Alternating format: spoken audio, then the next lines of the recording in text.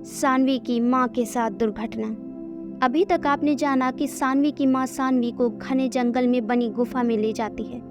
ये वही जंगल था जहां सानवी की गाड़ी खराब हुई थी। वहां कुछ बाबा लोग थे। यहाँ सानवी को पता चलता है कि उसकी मां वहीं से ताबीज बनवा कर लाती हैं और ये भी पता चलता है कि जो कुछ भी हो रहा है ये सब उसके पूर्व जन्म के कारण हो रहा है। पर क्या और क्यों, ये सवाल अब तक रहस्य ही था। वहीं पर बाबा के जरिए सानवी की मां को सौरभ और सानवी के रिश्ते के बारे में भी पता चलता है। साथ ही यहाँ से सानवी को ये भी पता चलता है कि सौरभ की जान को खतरा है। इस बात से सानवी काफ़ी डरी हुई थी।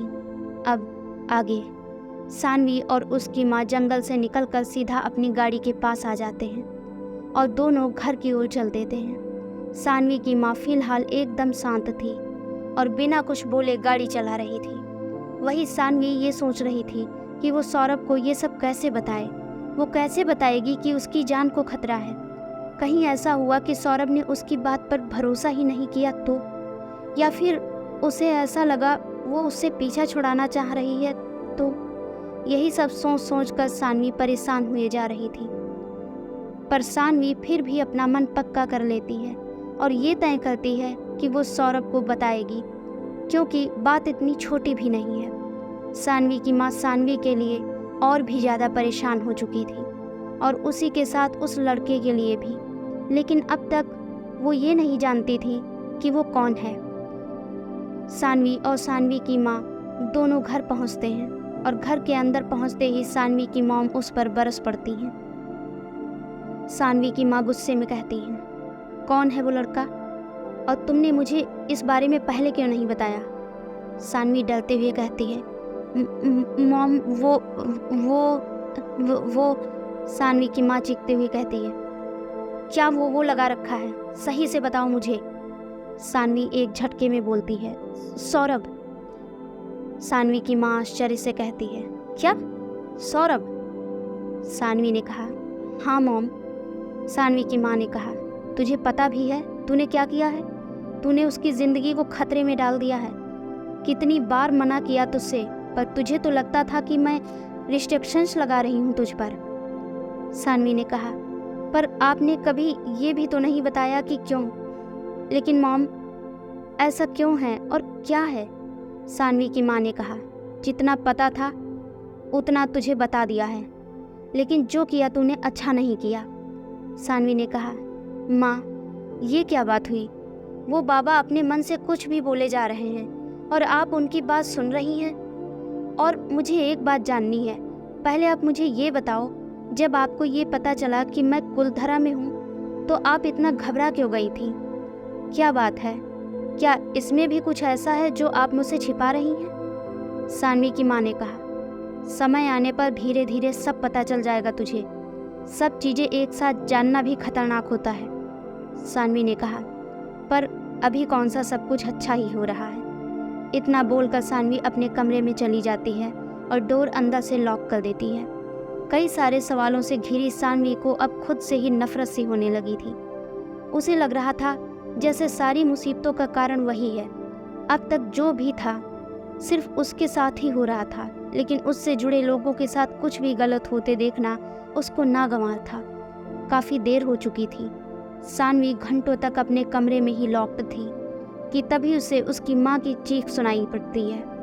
जैसे ही सानवी रूम के बाहर भागती हुई आई, उसने देखा कि उसकी मॉम सीढ़ियों के पास पड़ी हुई हैं। उनके सर से खून भी निकल रहा है और वहीं पास में वो ताबीज़ भी टूटकर बिखरा पड़ा था। साथ में वो भस्म भी पूरी तरह से ज़मीन पर फैली हुई थी।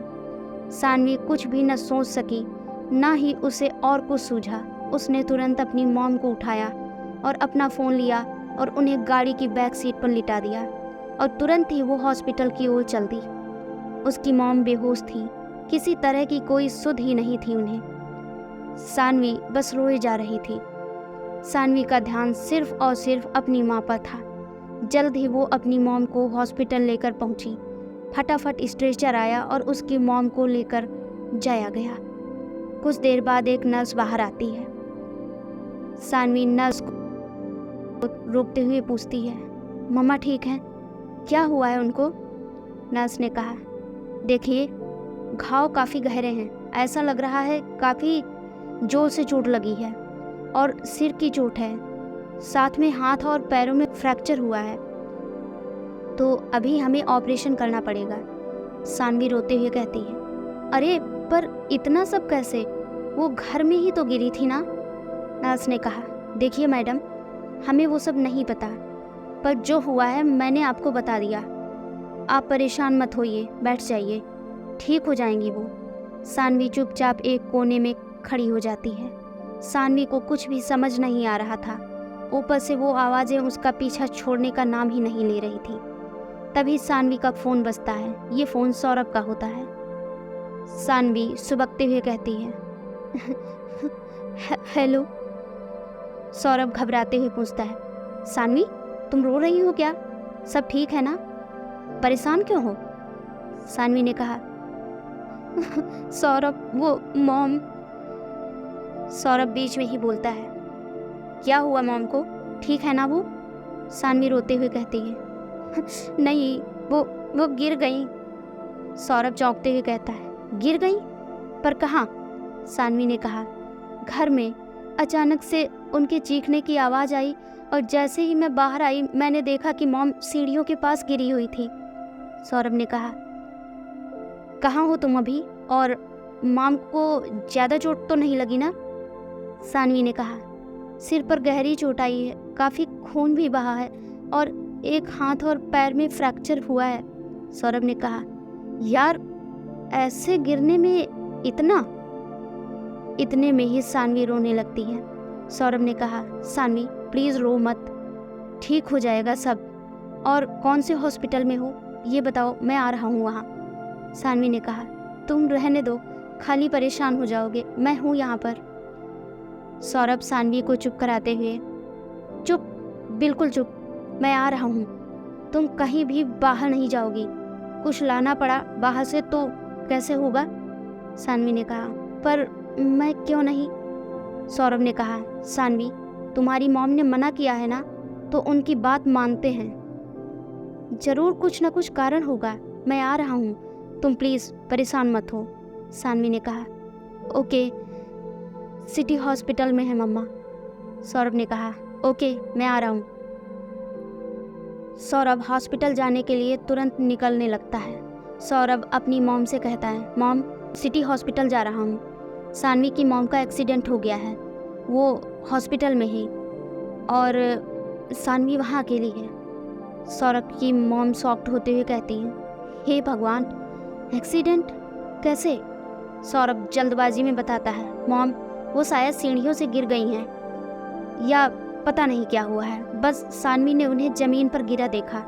सौरभ की माँ ने कहा, ओके बेटा जा, और ध्यान रखना सानवी का, बेचारी बच्ची। सौरभ तुरंत गाड़ी निकालता है और हॉस्पिटल की ओर चल देता है। थोड़ी ही देर में वो हॉस्पिटल पहुंच जाता है। सानवी उसे देखकर ही भागकर उसके गले लग गई और रोने लगी। सौरभ सानवी को शांत कराते हुए, सानवी प्लीज़ चुप हो जाओ, मम्मा ठीक हो जाएंगी जल्दी, फिर हम फटाफट उन्हें घर भी ले जाएंगे, ठीक है, शांत हो जाओ। सानवी सुबकते हुए कहती है, पर ये सब अचानक और इतनी ज़्यादा चोट। सौरभ सानवी को सांत्वना देते हुए कहता है, हो जाता है सानवी कभी कभी, तुम प्लीज़ परेशान मत हो। सानवी ने कहा, सौरभ मुझे तुम्हें कुछ बताना है, ज़रूरी बात करनी है। सौरभ ने कहा, हाँ बोलो सानवी।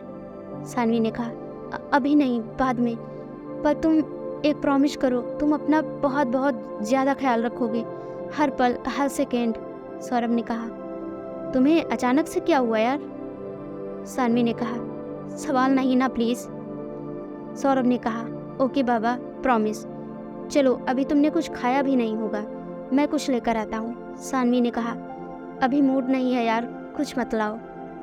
सौरभ ने कहा, देखो मैंने भी नहीं खाया है, चुपचाप खा लेना, और मम्मा को जब होश आएगा और उन्हें पता चलेगा कि उनकी मॉडल बेटी ने कुछ खाया नहीं है तो कितना गुस्सा करेंगी वो।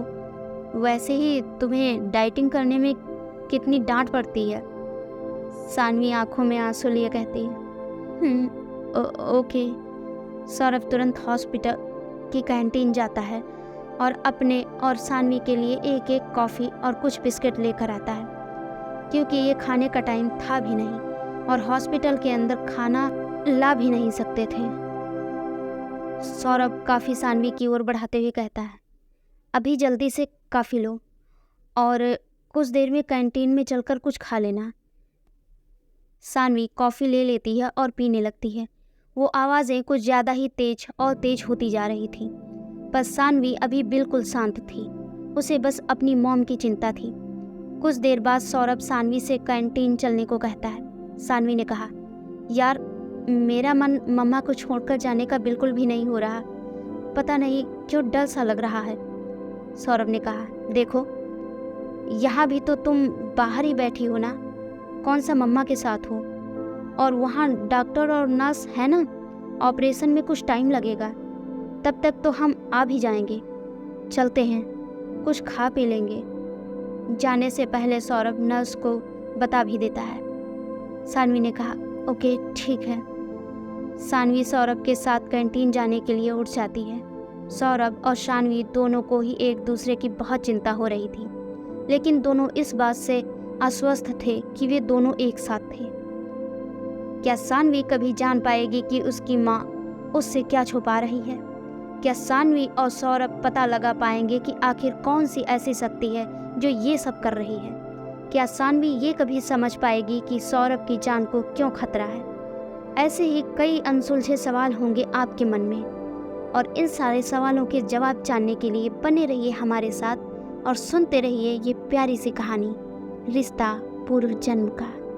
धन्यवाद।